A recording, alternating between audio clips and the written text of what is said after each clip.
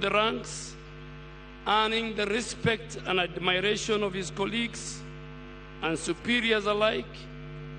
His tenure as the Chief of the Defense Forces, who I have worked with him very closely, was marked by a steadfast devotion to duty and deep sense of responsibility towards safeguarding the sovereignty and territorial integrity of our nation. He ensured that he had the presence of mind to lead the forces by example.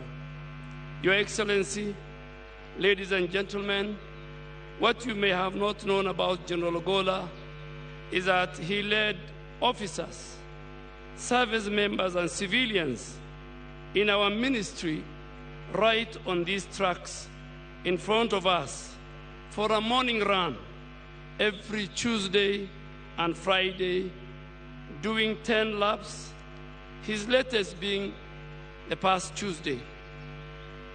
Your Excellency, sir, the Kenya Defense Forces reached new heights of professionalism and excellence, earning accolades both at home and abroad.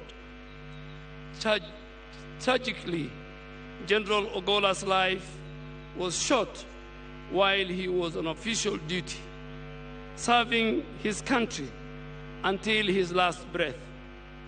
His untimely demise in a helicopter crash on the 18th of April 2024 has left a void in our hearts and a profound sense of loss of our nation. Your Excellency,